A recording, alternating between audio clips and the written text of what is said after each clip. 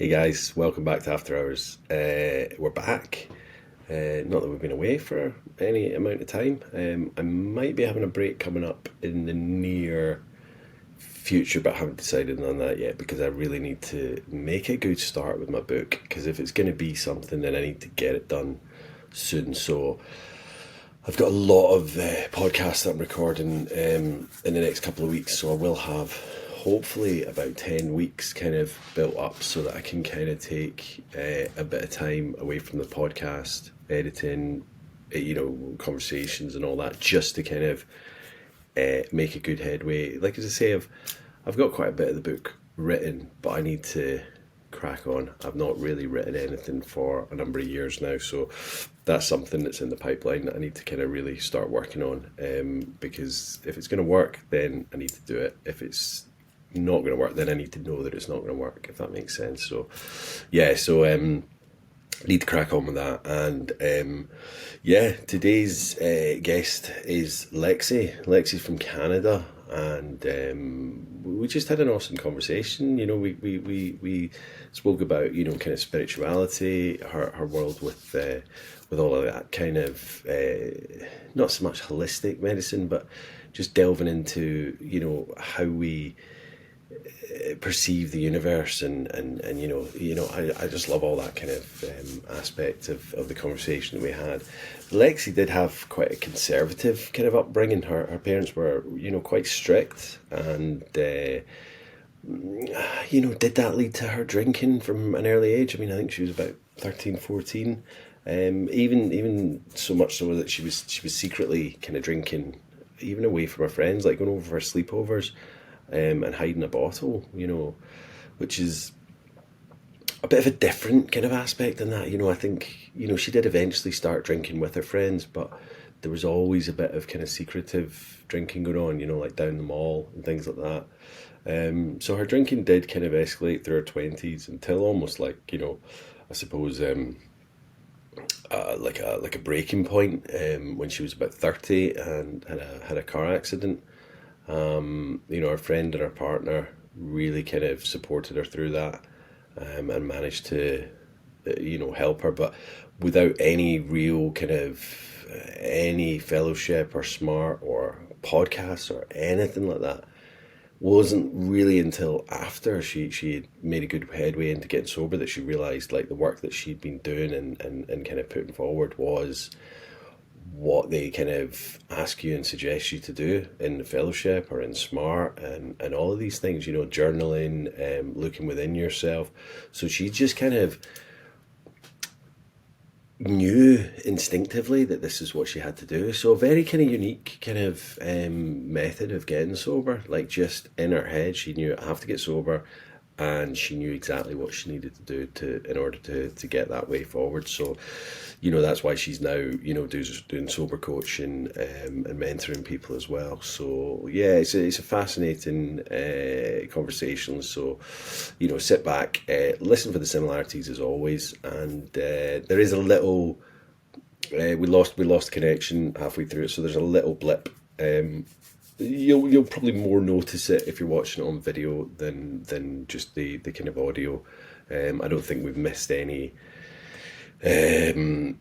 of the conversation, which unfortunately I think 2 weeks ago we had Craig's on and we did lose a bit of the conversation. So again, apologies for that. As I say, I'm still early days with the podcast, so I'm still learning as I go. But I think with Lexi's we didn't lose any of the conversation. It was just the internet went down and then we got her back up and continued on. So there is a little splice in the video and obviously the audio as well, but I think it's more noticeable when you're watching it. So yeah, but anyone that's watching, let me know in the comments and tell me what you think of it. But yeah, for now, here's Lexi.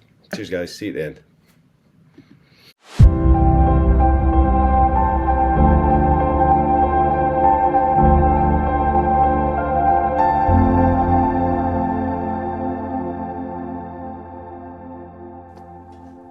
Lexi, welcome to After Hours. Now Thank you are, you. I think you're my third Canadian. Are you actually Canadian? I know you're I in Canada, but yes. you are Canadian. Yeah, Mhm. yeah. So I think you're my third Canadian on. So Canadians obviously seem to love the podcast, so thank you for giving Amazing. up your time. Thank you for having me. Where You're very welcome. You're very welcome. I love your Instagram, which we'll post on the show notes. But I think it's a great page. You're getting a lot of traction as well. So, whereabouts in Canada are you? I'm in Ontario. I'm just in a town north of Nice. Toronto. Cool. Yeah. Okay. Yeah. My geography used to be really good. Now, Toronto, is that the one that's just across Lake Michigan? So yeah, it's at the bottom of Ontario, so I'm southern Ontario. Okay. So Yeah. you Yeah. can Cool. basically drive to New York in about 8 hours. I love how you say in about 8 hours. I Yeah, no mean, big like deal. I live in, well, I used to live in the UK, which I think the longest drive you can do from one side to the other is like maybe 3.5. Well, it's probably about 5 hours, but still, it's not very big. Isle of Man, where I live now, it's like 45, 50 minutes from top to bottom, so it's very Wow. small. Wow. That's awesome Yeah, though. I love yeah. small towns. Yeah, Canada's one that's eluded me. I want to go to Canada. I really, I love everything about it. But one day I will get over there. So yeah, so watch the space. But yeah, Lexi, what we really want to kind of, is delve into a little bit of your past. Like, how was your childhood, where you grew up, and when you had your first drink. At what age? I was 15 when I had my first drink. Hmm. Um, and I instantly loved it. I Hmm. I didn't have an easy childhood where, so I'm adopted. My parents adopted me in Okay. their early 40s. So they're a lot older than my friends' parents. So I was Yeah. raised more as a Gen X as opposed to a millennial. Hmm. So they were a little bit more cold, a little bit more distant, and I always saw my friends' parents, like getting down and having fun with their kids, and my parents were more like reserved and a little bit more old school. So I Hmm. didn't feel as connected to them as other people did their parents. So I mean, they did their best. They're great people. Hmm. They're very strict, very controlling growing up. So um, I had a lot of trauma in my past, and I think when I had that first drink, I felt buzzed, obviously, and I felt like, Hmm. wow, I actually feel good inside. I want this to never end. So um, I would, at 15 years old, I would sneak like a Mickey of vodka into Hmm.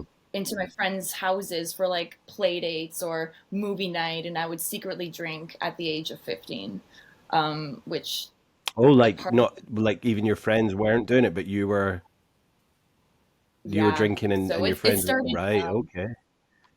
Yeah. Yeah.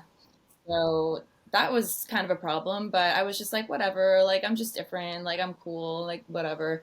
Yeah. Started doing drugs at 16. That was a whole new ball game for me. I was just entranced with drug escapism, especially like hallucinogenics or cocaine. Yeah. Um, Got really Oh, addicted so really fast. you're straight in like, yeah, not just the weed, but like, class A's and Yeah, I psychedelics never as liked well. Yeah. weed. I always liked the harder stuff for some reason. Yeah. Yeah. I know what you mean. Like, see, like I started drinking at 14, started weed not long after that, I think. And that was just more for us, like that was a kind of daytime thing. Like we would do it at school, and it was more like, like smoking cigarettes. It didn't really, that wasn't a party drug for us. That was just kind of like what we did to kind of pass the time. And then at the weekends, it was like, your speeds, your kind of acid and things like that. So yeah, I know what you Yeah. mean, but like there was a lot of weed in my early years, but again, like thinking back, I wasn't doing it as like a party drug. It was more just like this is what we do during the day type thing. Yeah, it was normalized, I Yeah. guess. Yeah, absolutely. So yeah, so like when you were drinking and taking drugs and things like that, was it a social thing? I mean, like you said, your friends weren't drinking when you'd go around for like a sleepover and things like that, watch a movie, Yeah, but I did mean, I you would bring it did it for like become a a social regular. thing? It was, yeah, it was totally a social thing. My friends and Yeah. I did drugs together. My friends and I drank together. But I would just kind Hmm. of take it Hmm. to the next level. Like I would bring Yeah. it to the mall and I would have it like I would get a Starbucks drink and I would put it in the Starbucks drink and nobody would know. Although I'm sure they would know because Wow. I would act differently. But yeah. I was just Yeah. always attracted to having that mask where I didn't have to feel things that I was feeling. Yeah. And yeah, I mean that's it's interesting because like you're already hiding it, even though as you say it was probably quite obvious that, you're what, like 16, 17 at the mall, and you're clear because like the thing is, like I know being sober now, you go to a bar or whatever and you're chatting to people and you can tell the ones that are like only a couple of drinks in, so Yes. you must have, but they must have just thought, oh, that's Lexi, she's, cooler than the rest of us and all that. Because it is, let's be honest, when you're a kid, it's like, wow, that person doesn't give a F. They're crazy. Yeah. They're doing this, they're drinking at the mall at the weekend or whatever. So, yeah, but I mean, secret drinking almost at that age as well. So, how did Yes. that kind of develop with school? I mean, did you stick in at school and then go to college or? Yeah, I graduated high school and then I went to the Hmm. International Academy of Health Education where I still drank, but not like during the day, not in class type thing. So it Hmm. slowed Hmm. down a little bit when I was in school. Picked it back up when I graduated, and I moved out. I moved out at 16 actually from my parents' house. I moved into a Hmm. house with some other girls, and of course, my drinking went off the rails. I would drink vanilla extract or Listerine because I couldn't get my hands on alcohol because I was underage. Um, Wow. yeah, I was able to kind of control it in the massage school. However, like it was always there. Sorry, vanilla extract, is that alcoholic? Yeah, yeah. There's alcohol in I that. mean, I never knew that. I mean, my one of my main things was, and I didn't, it didn't click. I mean, looking back, I must have known that mouthwash had alcohol in it. Some doesn't, some does. But Right. for me, I was using that as to mask the smell from my partner at the time. But Mhm. instead of spitting it out, I was drinking it. I was just swallowing it, and it was obviously a little swig here, a little swig there, but it does add up. And if you're putting that Yeah. on top of the alcohol that you're already drinking, it's like, oh Oh yeah. yeah, yeah, yeah. Sorry. Anyway, carry on, carry on. No, it's all good. Um, it was kind of on and off. Like I would taper for a little bit and like, okay, I'm only going to drink on weekends or I'm only going to drink during the nighttime. I would always set rules for myself, right? And I would Yeah. always break those rules eventually. But when COVID hit, I guess I just stopped caring altogether. And Hmm. I was about 30 years old when I started just drinking every day and stopped caring about how it affected my health, my relationships, my work, my productivity, everything. And it was 2022 when I spiraled out of control. My mentor had passed away in October, and I Hmm. just didn't even put a time limit on my drinking. I would just Yeah. pour a drink right after my workout. Could have been like 12 o'clock in the afternoon, 11:30, doesn't matter. I would put it Hmm. into a coffee traveler. I'd take it with me to the grocery store, take it with me to work. I would just take it with me everywhere. I'd need a drink all the time to answer the phone, Yeah. to open my mail, to go to the friggin' store. Like I just couldn't live without it until one Yeah. day I went too far and I brought it to a work event and I was drinking secretly in the car. I would go out for like smoke breaks, but I would drink. But it was so obvious because like there wasn't alcohol at the event at all. So Ah. I got pretty wasted. I got wasted really fast, which I wasn't expecting. And I got Uh-huh. into my car to drive home and I got into a car accident. Nobody was hurt, but it was a huge wake up call. My friend was driving behind me. She saw the whole thing and she's a tough love kind of girl. And she Yeah. basically said, Lexi, if you don't get your shit together and you don't stop hurting yourself, I need to back away. Like, I can't do this anymore. I can't watch you do this to yourself. And my Yeah. partner also said the same thing. And I was like, okay, so I can either continue destroying my life and lose everything and everyone I love, or I can really try to get my shit together. So I was like, I'll just try. Maybe I just won't drink tomorrow. I won't drink tomorrow. See what happens. Hmm. Hmm. And that tomorrow was really difficult, obviously. But I didn't drink that day, and I haven't had a drink since. Wow. Yeah. So just from your friend and your partner saying, like basically we've had enough of this, and did you do any kind of like, fellowship stuff or smart recovery or, Nothing. I you did know? not go to groups. I did not go to therapy.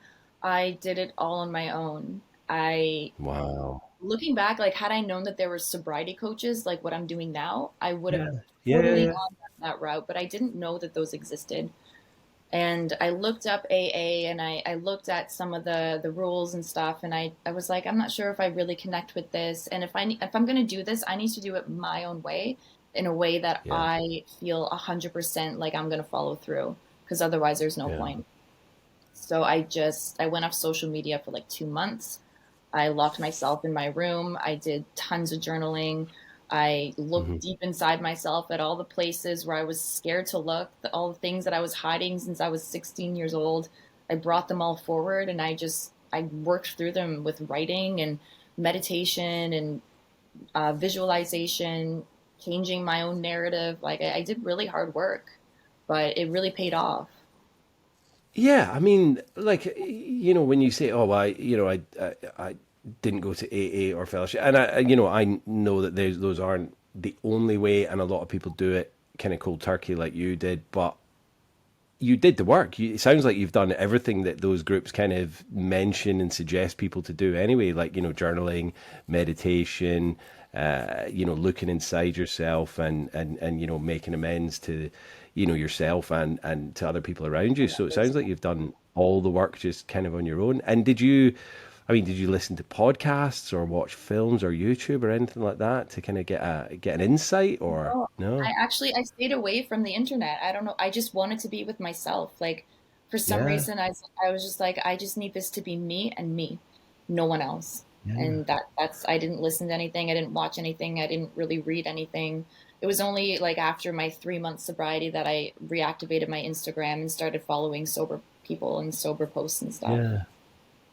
Which is amazing because even 2022, and that's so. See if I remember. Is it the 25th of November 2022? Yeah, yeah. Yeah, Good yeah. memory.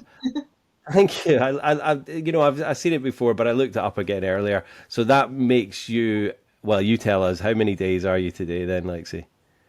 Exactly 1,000 days sober today. Amazing, amazing. Well done, you. I mean, yeah. It's such an amazing, goal and milestone to have reached, and yeah, to have done that all yourself as well. And like what I was saying was, like back in 2022, there wasn't. I mean, there was a lot more than even when I started got sober in 2020. But there wasn't that many, and I don't know whether it's like you mentioned COVID there. I don't know what I would have done had I continued drinking through COVID because I got sober about 3 or 4 months into it, but the first 3 or 4 months was just it was hell because there was no one around me really to stop me, and I just kind of was drinking hell for leather, waking up in the morning, going to the shop because I wasn't working, and that kind of that whole time, that whole era, COVIDian era, it's got a lot to answer for. I think a lot of people really struggled through that, but it sounds like you kind of made the decision to kind of get out of it. And yeah, I mean, even 2022, we were kind of coming out at the end of it then, but since then and now, the sober community on Instagram, even Facebook to an extent, but it's just kind of ballooned. It's massive, It has grown and I so just fast. it's growing so fast, which is amazing because I think a lot of people now, especially younger people, that they don't want to go and sit in meetings. And I did go to the meetings for the first year, and I wouldn't be here if it wasn't for that. But I think a lot of people prefer to do things online. And yeah, I get that there's Zoom meetings and this, that, and the other. But I think to get help, there's so many different avenues now as well, and obviously people like Yeah. yourself doing your sober coaching as well, because that was a thing that like I'd never even heard of it. That was all news to me when I started seeing all these people popping up on Instagram and things like that, which is amazing. What was your job before? Like, is sober coaching now your main job, or are you It is still one kind of of them. Yeah, I'm also a massage yeah therapist, and I do energy healing for people too. So it kind of fits right in with everything that I do. yeah? It's all about wellness and helping people. And I guess that does make sense as to how you kind of almost knew which work to be that needed to be done to get yourself sober. You're kind of which then again makes me think, why were you drinking? Because you're in wellness, you're Mm. steeped in that whole kind of universe of let's make ourselves better, wholer people, and yet you were still drinking. It's baffling. Oh yeah, Why do you think you were because drinking? I mean, I know you said about the trauma and things in the past, but yeah, sorry, go on. I had a lot of unresolved emotions, and I have autism as well, and I feel Mm-hmm. like it really dulled the overstimulation, and it really dulled the sensory overload. Um, and the emotions that I feel inside, it's really hard for me to bring them out and express them. Even now, I have been working really hard on it, but it's just I felt so much inside, and I felt like I couldn't let it out, so I just drank it away. And even though Yeah. I was helping other people, I could help people through their deepest trauma, no problem. But my own stuff, I was just hiding from it and running away. I basically just abandoned myself in order to survive. Yeah, yeah, I get that, and it is. We seem to. I'm reading a book at the moment called the Road Less Traveled. I can't remember the author's name at the moment, but we're talking about the delay of gratification. I've only just started the book, but it's like the delay of gratification. Kids seem to work this out, and they know how to deal with like the things they don't want to like say for example you're at work and you're thinking, well, I've got all this really hard work to do, but I'm going to save that to the end of the day or the end of the week. We put stuff off, but kids seem to have the knack because their parents kind of tell them, right, get this done first, and then you can enjoy the better stuff, right? Mhm. When we hit adolescence, we seem to throw that out the window. We just kind of go, you know what, I want an easy life. I'm gonna put that off, and it's what we do at work. We put stuff off, but in fact, if we get all the hard stuff done first, then we can enjoy our jobs and enjoy the rest of the day. But it's really interesting that that's the first thing we do is when we get home from work and we've had a good day or a bad day, we'll open that bottle because we think we deserve it. And Yeah. actually, why don't we put that off to maybe the weekend or a special event? But it just becomes the norm that we just have that instant gratification. And we live in a world where everything's at our fingertips, everything's right in front of us.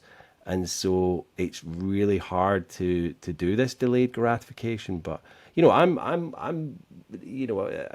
not saying I'm perfect at it either. But I think with me and my drinking, it was so easy to just come home and pop that bottle. And it didn't, like for me, it didn't happen overnight. I didn't wake up in my mid 20s. Like looking back, I probably did have a drink problem, but I wasn't as bad as it became. I was still just like party drinking and social drinking, and I needed to kind of have an excuse, if that makes sense. Like I'd make excuses and I'd find excuses, but at the end I was just like, I'm leave. Well, I left my partner at the time because she was trying to stop me drinking, which was, Mm. that's what I needed. But I was like, no, I need this gratification. I need this pleasure in my life, which I thought it was pleasurable. And I would wake up in the morning and drink, because there was no one to tell me not to. And the one person we need to tell us not to is ourselves. And if we're not even listening to ourselves, then it's just absolute baffling. Yeah, yeah.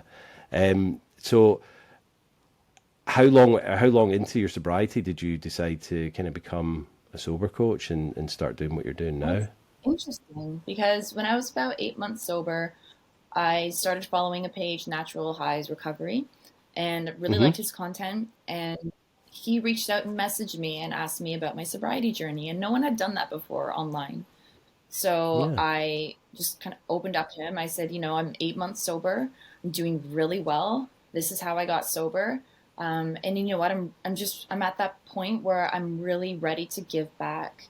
Like, I don't Yeah. want anyone to have to go through it alone like I did, even though it was my choice to go through it alone. I want to make it easier for people. And he's like, wow, Lexi, like, I have an opportunity for you. If you want to take it, you can take it. But I'm actually a business coach for people who want to be sobriety coaches. I'm like, no way. Like, this did Wow. not just fall into my lap. Like, this is amazing. So I've been working with him ever since. Like he helped me build my business. He helped me build my program. He Yeah. basically just gives me suggestions, gives me guidance, and I take them and I run with them. I do it my own way. And I would say my business really started, like I started seeing clients when I was about a year sober. And I know that's very Hmm. fresh and very youngly sober. But I was ready. I was like 1,000% ready. I was like, I got this in the bag and I want to help people right now. Yeah, and I mean, I totally understand why you think, oh, I'm newly sober and this, that, and the other. And I know that there's people out there that probably go, oh, you're too early days to do that. But I think sometimes, and obviously I can see the passion in you for doing it, and you love doing it and helping people. It's that you've still got that early sobriety to be able to help people. Like I want to become a sober coach at some point as well, and I'm like we said, I'm 5 years sober now, and sometimes that can be a bit daunting for someone that's just starting to. It was daunting for me when I had friends in the meetings that were like 2, 3 years ahead of me, and I was like day 4. Do you know what I mean? So if they're just starting out and they think, oh my God, 5 years, that's amazing. How can I get to that? It seems very daunting, but because you're still, such early days, it is. I think it's a gift to be able to show people and help them out when you're that early days as well. So, yeah, yeah. Yeah, I that's mean, a really it's. good point. I never thought of it that way. I mean, I know 5 years is still early days, but I know people that are 20 years sober as well, and I think to myself, my God, like I'm not wishing my sobriety away. Um, but I know it can be like a massive thought for people that are just sober. They're like, oh, I want to get 5 years, but it just seems so daunting. So yeah, it's uh, Yeah. it's it's good, and I love, like for me on Instagram when I see people that are like day one, 1 week, whatever. I'm like, hit that like button. I send them a message and just Yeah, say, keep definitely. going because those are the ones that we need to kind of bring into the forefront because they Absolutely. just need the support. Like, I couldn't do it my own. And, although you did do it like mostly on your own, you had the support, I'm sure, of your friend and your partner Yes, and, I did. your Like they were family as cheering me well. on. Yeah, but they Yeah. knew that that I was the only one that could help me. Like you said before, like we're the only ones that can tell us to get sober. Like other people can say Yeah. you need to stop drinking until they're blue in the face, but we're just gonna get angry or shut them out until we're ready, right? Yeah, yeah, absolutely. So how were the first couple of months of sobriety for you? Did you did say that you kind of kept yourself to yourself, and I totally get that. I like hermetized, if that's even a word, myself for the first kind of year almost. But did you go to events or bars or parties or anything like that in the first couple of I'm gonna months? say like the first 5 months I did not go out really at all. I think the Hmm. first time I went out was in August to Rib Fest. We have this Rib Fest thing in Canada where a bunch of rib vendors come and, sell their ribs and we get to try them. So I Yeah, yeah, went yeah. out with a couple friends from work. We all used to work at the same Hmm. place, and one of the girls was drinking, and lots of people were drinking, but one of my friends was drinking, and I just realized like that doesn't even bother me. I was like, Hmm. I thought that this would be a problem for me, and I'd want it, but I don't. And since that moment, I was okay with, going to restaurants and people drinking around me and even people getting drunk around me. Like, I don't care. Like, I don't know. That doesn't mean Yeah. that sometimes, like my dad, I went to see my parents this weekend. My dad had a cold beer in a glass that he Hmm. had in the freezer, and it was just like this ice cold beer. And I looked at it and I was like, man, I wish I could have an ice cold beer like that. But it wasn't like oh my God, I need a beer right now. It was just like, yeah, I remember how it tastes. I remember how good it feels to just have a few sips. But, I obviously can't have a few sips. I would have one, then five, then seven, then nine, and then it'd be a problem. Right. So, Yeah. um, Yeah. but yeah, Yeah. to answer your But question, it's I did hermetize myself for quite some time before trying to venture out into the public. And I think that's, everyone's different, but I think, well, it worked for me, it worked for you. And I think it is sometimes a necessity to do that because I see people that, they get sober, they're straight on the alcohol free stuff because they want to go out and they go to parties and bars and stuff. And I think that sometimes can be a bit of, dicing with danger there because you're still in those early days, and you're replacing the alcohol for this alcohol free thing, but you're not getting what you used to get from it. I'll drink alcohol free stuff, but I don't have any in the fridge. I don't think, I don't have it just on a Tuesday afternoon home from work. I'll have it if I go out.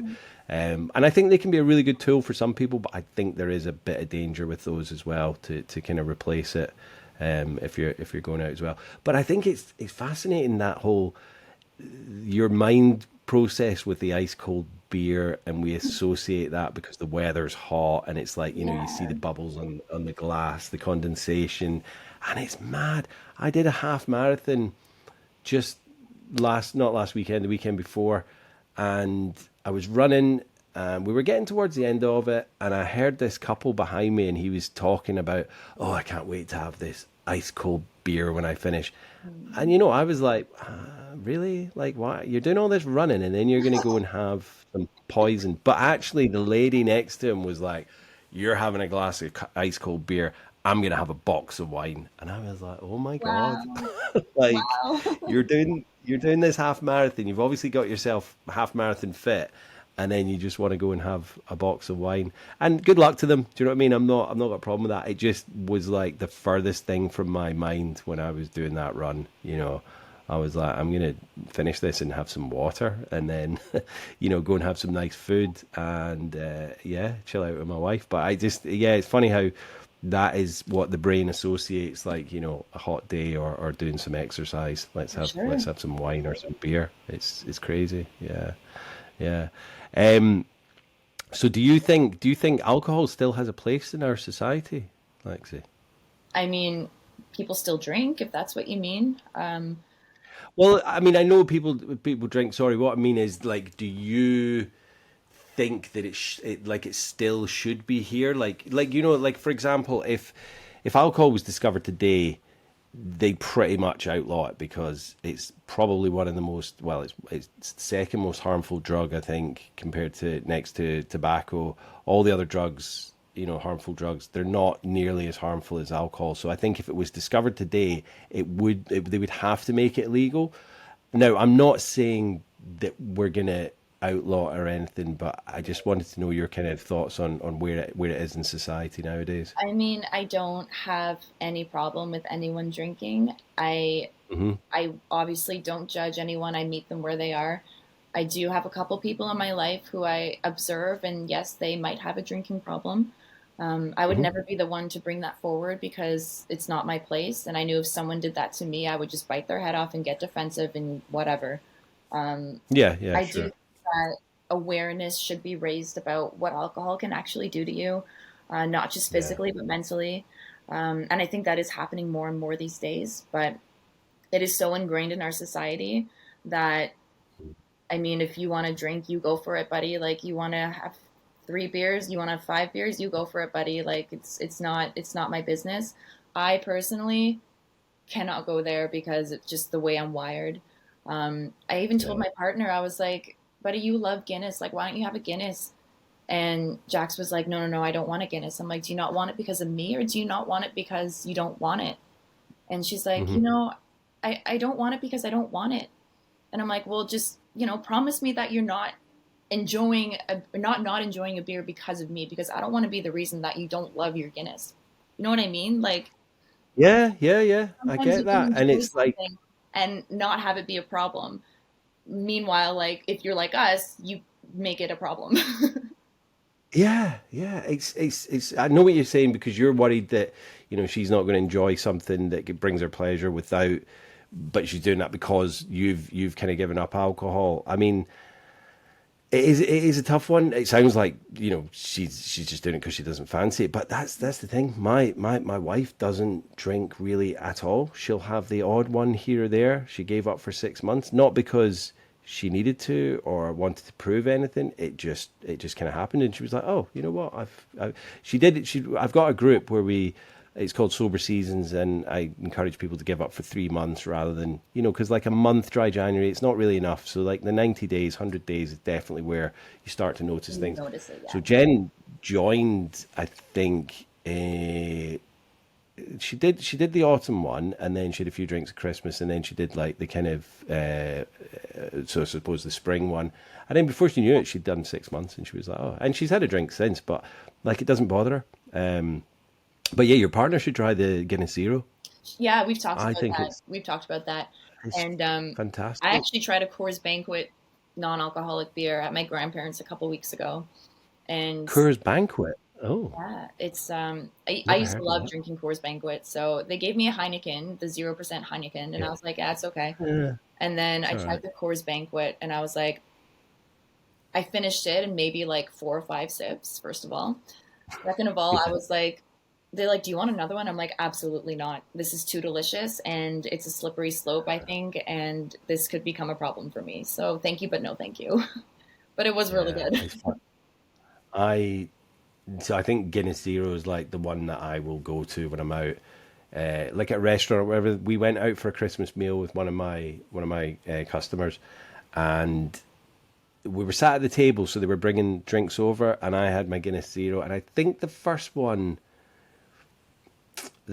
I saw them pour it, like it was on draft or something, and I saw them pour it, and then I got another one, and I didn't see them pour it. It was just brought to the table, and I was like, huh. And I was halfway through it, and I was thinking, how do I know that this is? Do you know what I mean? And then, like my head started playing a trick on me. And I was driving, and I was kind of like, oh my god, like what if they've kind of put, a full Guinness in that by accident? And it just kind of panicked me out, and I stopped drinking it. Like I think it was zero, but it wasn't like I needed to finish it anyway because Right. it is what it is. It's not. If But it's I messing with just your thought head, like put it away.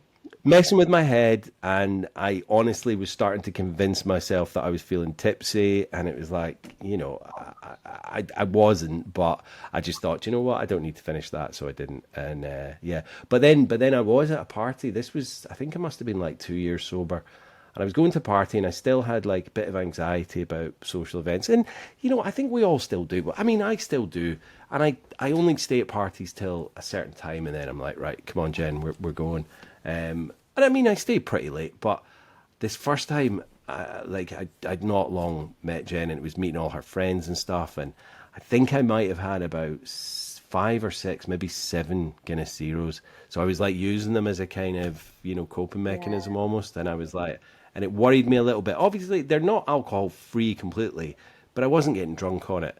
But I think the next day I had a little bit of a fuzzy head, and I was like, yeah, I'm never having more than two of them again. So like That's now, so I like if I do have one, I'll just have one. So yeah, like when I was in rehab, the one of the key workers said to us, like, listen, we know that people use them, but we advise you not to touch alcohol free for 6 months to a year. And I stuck to that. I was like, right, cool. And then after a year, I was like, okay, I'll try them. But by that point, I was kind of freer of the addiction. Now, Lexi, how would you kind of define your problem with alcohol? Like, what words would you use? Because I know some people, like, I don't like the word alcoholic. I used it for a long time when I went to the meetings. I don't like it now because it's got a negative connotation. I know some people use grey area drinker. Would you? And I know people don't like to kind of put a label on themselves either. But what kind of level would you say, or what? um hellish. I took Yeah, something that could be fun and I turned it into a fucking circus. Um, yeah, I just misused it so badly, and to the point where I was harming myself and others. And yeah, I mean, I don't really like the word alcoholic either.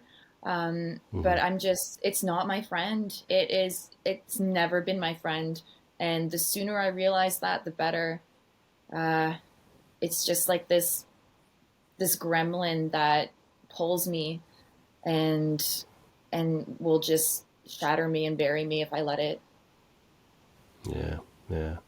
I get that, and it's like a lot of people say that, and I assume you're clean and sober. You've not touched any of the No, no, drugs or anything no. like that. No, Definitely and sober I 100%. remember, yeah, I remember people saying, oh, you shouldn't smoke weed and things like that. I think my parents, when they found out that I smoked weed back then, they were like, oh, this is gateway drug and all the rest of Mhm. it. And it's like, looking back, the only gateway drug that's out there is alcohol. I wouldn't have touched any of the other stuff like speed, cocaine, ecstasy, weed without having a drink first. That's the gateway drug. And society to keep kind of putting, well, there's drugs here and then alcohol. Alcohol's a drug as well. You might Yeah. as well put it all in there as well. And I think, they have people going around the school over here or the schools to teach them about alcohol and drugs. They do. They're not just kind of saying these are the dangers of drugs because they didn't seem to tell people the dangers of alcohol, but they've started doing that. There's a company, charity Motivate, that I work for over here, and I think it's so commendable that they're now, because their biggest problem, like there's a massive heroin problem on the island. There's a cocaine problem, crack cocaine problem, but alcohol is still the number one problem that people come into their charity with. So they're taking that to the schools and saying, and explaining to them, like, yeah, a lot of people, parents, whatever, can have a few drinks and have a blowout at the weekend or whatever, but it can lead to being a problem. So I'm glad that they're kind of explaining that to the kids as well. It's crazy, but Yeah, it's it's just it's a about good way being to do it. aware of your own self, I think. Being aware Yeah, of how yeah, your body and mind react to certain things. Like, and if you find that you're spiraling due to whether it's alcohol, I've known people to spiral from weed. I've known people to spiral from self-harm, you yeah, just got to be aware, and that it's in that self-discovery that you realize what works for you and what doesn't. yeah. Yeah, it's the society we live in now. We've got so much of everything at our fingertips, and like shopping is, a massive addiction. The Amazon stuff that people buy and Sheen or whatever it is, it's just, it builds and it builds and builds. Hey, Hi. don't know what happened there. I mean, it's the world we live in. We're like, why does the internet not work? And it's I know. so yeah. What was I saying? Yeah, I don't know what it's like in Canada. What was I talking about? Um, the Oh awareness of yeah, like alcohol levels. yeah, so like addiction and things like that. Like in Canada, well, in the UK and over here, we see these adverts coming on TV like during the day when people are possibly unemployed, and it's like sign up to whatever bingo or gamble site and we'll give you £20 free on your first, and it's like, why is that being allowed? Do you know what I mean? It's like the government needs to step in because it's been offered to people that can't afford it, but they're wanting to take that chance where they might win big. Obviously, they're not gonna. And then Motivate deals with a lot of gambling issues as well, and it's just madness. But like going back, we live in a society where we want everything now, at the touch of a button at our fingertips, and it's so. I think it's becoming unmanageable for a lot of people. Yeah, And it's super then heavy. yeah, and then it's so easy to just kind of, oh, I've got that bill coming in, right? I'll deal with it next week. I'm gonna go and have a bottle right now. That kind of mentality. That was me, and that was what I was kind of living with, 5+ years ago, and it was just horrible, and I didn't know a way out. But I love the fact that people like yourself, are helping people out because, like, I couldn't do it on my own. And do you have like a kind of and maybe I don't want to give away your secrets, but do you have like a kind of structure to your recovery and how you kind of help people, or is everyone individual? Everyone's individual, absolutely, but I do have like a core outline to help people. There are 5 pillars Hmm. to my program, and each pillar kind of is designed to help each individual. So, let's say one of my pillars is cultivating presence in every moment. So, everyone can benefit from that, right? Everyone can benefit from Hmm. practicing being still and being present with yourself and not using outer influences such as substances to take you away from the moment. Um, but what that looks like for each individual is different, right? So once I get to know Yeah. you, I'm like, okay, so maybe you like exercise and you like being out in nature and you can benefit from less screen time. So let's put that into your program. Another pillar is radical self-honesty. Everyone can benefit from that. If you're not Hmm. rigorously honest with yourself from the beginning, I just feel like you're not going to recover, at least not honestly. Yeah. And I made it my life's purpose to be honest with myself and authentic with everyone, because I was not authentic before. I was hiding myself because for some odd reason I just thought I wasn't good enough the way I was. So I'm like, well, alcohol makes me better. Alcohol makes me more funny. Alcohol makes me cool. Bullshit. No, it doesn't. So Yeah. yeah, each Yeah. individual, their program's different, but I do have five specific pillars that I will teach you in order to Yeah. help you recover and to reach your fullest potential.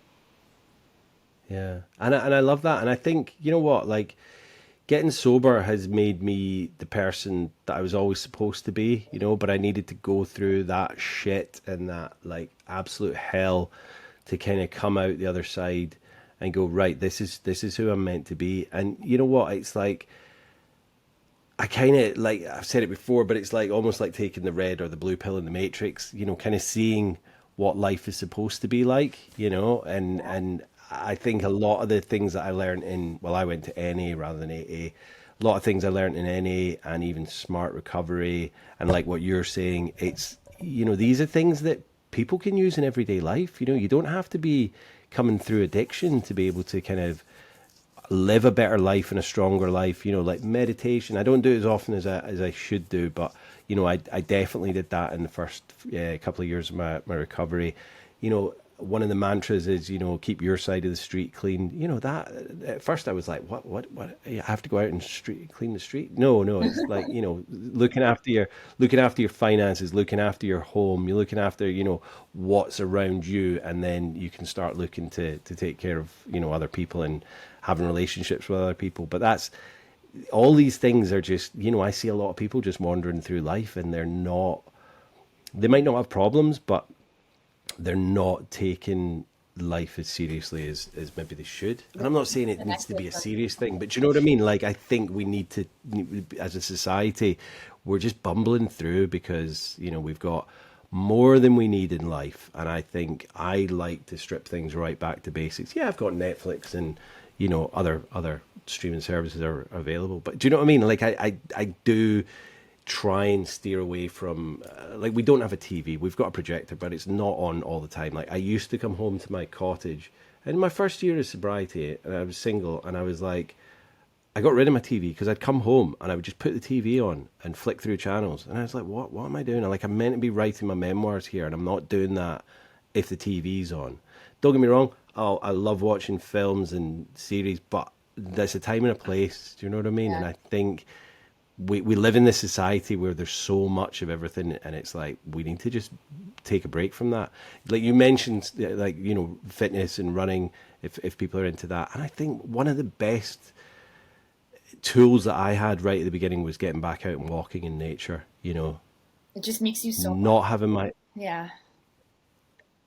not having my AirPods in or anything like that. Just getting out, listening to nature, and and I think that's like one of the best things I did.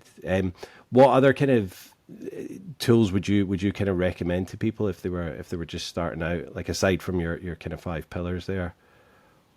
Well, eliminating distractions is good and just getting really deep and real with yourself and asking Hmm. yourself, okay, so what's working in my life and what isn't? And what are the steps I can take to make my life work the way I want it to? And, just really think about what is the ideal life that I want and what's stopping me from getting there. Ask yourself, where do I see myself in 1 year if I keep doing what I'm doing now? And if I stop Hmm. doing what doesn't work for me, where could I be in 1 year? What are the possibilities that could come to me? What am I missing out on? It's just asking yourself the hard questions when you're first starting out. And Yeah. once you realize, like, okay, so if I continue going down this road, this is what my life could look like, or, lack of life. If I Hmm. make these changes, maybe I could save X amount of money. Maybe I could, start getting more comfortable with myself so I can be real with people, the people who love me, my family, my friends, my partner. I think the first thing people should do is just be honest with themselves and really ask the tough questions. I love that. I had someone on a few weeks ago, Kristen, and she basically asked herself the same thing. She was like, "Now, what do you want out of life? Do you want to just kind of be kind of plateauing, doing exactly what you're now doing, drinking, not being successful, or do you want more out of life? Do you want to be potentially the greatest that you can be? And what's holding you back?" And it was alcohol, and that's the thing. We think it's this kind of oh, I've had a bad day or a good day, or let's celebrate, let's do this and do that. And it's like people they're basically staring into the weekend that's coming up, and they're not being present, and they're looking forward to like finishing work on a Friday. And it's like, if you hate your job that much, then do something else. It's like, Yeah. you can't be bothered, and you're just whiling away the hours at work and counting down the minutes. And I was the same. I hated my jobs. I used to work in call centers, and well, I did work in bars as well, and I quite enjoyed that. But then I was working in like offices doing data entry and things like that. And then, you know, and I put a lot of my drinking down to that because I wasn't fulfilled in my life, and I would sit and like stare at the clock and move my mouse about pretending to work, and I Yeah. hated it. Now I'm a gardener and I'm out, every single day. Okay, the weather's great now, but I even enjoy it in winter when it's absolutely chucking it down with rain. But I think that's the key. You've got to, find out what you really want in life. And I think for a lot of people, especially in our situation, the alcohol's holding them back, Yeah. and they're not going to get forward without it. We do in Smart, which is self management and recovery training. I think they do a thing called play the tape forward. So like if you're thinking of having a drink, and I know it's different from what you're saying, but it's kind of similar. So they say if you're thinking of having a drink, like just think, right, you're having that drink tonight. What's tomorrow going to look like? And then what's the next day and the day after that? Like, a whole week. And for me, and I'm sure the same as you, like one drink would, by what day are we on now? Thursday. By Saturday, it'd be a Oh disaster. yeah. Be an absolute disaster. Yeah. Lexi, if you could go back to like when your drinking started, so when you were 15, and you could go back, and there's two paths, so you can go on the path that you were on and that you're on now, or another path where you just never drink or drug, and which one would you choose? Wow, that's a tough question. Of course, I'm leaning towards, never touching a drink, never doing drugs, but then I wouldn't be who I am today. And I feel Exactly. like I've struggled so much, yes, and I've suffered so much, yes, but this is where I am, and I'm happy with the version of me that's here. And that version of me wouldn't Yeah. be here without that girl that decided to do the drugs and the alcohol. So I'm gonna stick with the Yeah. struggle. I'm gonna stick with that so I can still be me today. Oh, absolutely. And I think we're on like 99% of people that I've had in the podcast that choose the same path that they're on now because they like who they've become, they like who they are. And the amount of people that I'm sure you're helping, that those people, I'm not saying they'd be out there struggling still, but you've helped them, and why would you want to go the other way? Yeah, Not saying there's a right or wrong answer, but I'm happy with who I am now. And yeah, I might have been doing other successful things if I hadn't drank, but I wouldn't be the same person. exactly. So Maybe I'd have a yeah, ton of money and live in this beautiful house, but I wouldn't be me. So and there's still time for all that, Lexi. There's exactly. still time for all that. Yeah. So if you we like, do you have any recommendations for like a podcast, a film, or a book, or all three that are kind of to do with recovery? My first like 3 days of recovery, I actually read Matthew Perry's book that he wrote about his Oh, addiction, and I really resonated with it. And I yeah. think I must have read it 3 or 4 times in my first couple months of recovery. I recommend that book. Like Yeah. I really, really loved it. It's an amazing book. I read a lot, but I listen to a lot on Audible when I'm working, and I think I'm pretty sure it was Matthew Perry that was reading it to me. Yeah, So I love that when it's the actual author, yeah, the person you know or like know of, and then they're in your ear for however long. And it was like I think it was like a week that it took me to listen to it, and then I think it was only a couple of months after that he passed, and it was like, oh my God, do I you know what I mean? know. It was like I kind of really got to know him and his voice, and I mean, obviously we know his voice from Friends, but do you know what I mean? It was like that intimacy with him Yes, telling me his story, yes. and yeah, and then he passed, and it's just an absolute tragedy. But no, it's an amazing book that I really resonate. What's it called? It's called something. I can't remember. I'll put it in the show notes. It is a really good book. Something and the ugly. Oh, no, I'm completely getting it wrong. But yeah, yeah. I I'll remember. put it in. I'll put it in the. I'll put it in the show notes. So where can we find you, Lexi? What's your Instagram and website if you've got that as well? On Instagram, it is the sober experience underscore with Lexi, Lexie. And my webpage is in the links in my bio. There's 5 concepts that help me in sobriety. That's a link in my bio as well. And there is a free consult call that you can book, also link in my bio. So everything's on my Instagram. Everything is there, organized Yeah. under my profile. Cool, cool. Well, I'll put it all in the description of the podcast as well. Lastly, Lexi, do you regret getting sober?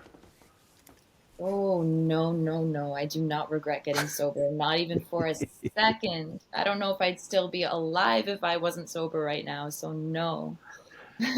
Yeah. Awesome. No, I completely concur. Is there anything else you want to kind of add to the listeners before we go? It's been an absolute pleasure having you on, Lexi. Thank you so It's much. been great talking to you, and I love that we got to connect in person finally after months of Yeah. just following each other on Instagram and liking each other's posts. So I appreciate you having me. Well, And I no, hope, no, the pleasure's been all mine, and I love that. I love this. I talk about the kind of having everything at our fingertips. I think, social media for a while, like you, I went off it for a while, and then I came back onto it because it's where a lot of the recovery work is. But social media can be so distracting and so dangerous. But I think used in the correct ways, like hopefully you and me are doing, then I think it can be an amazing tool.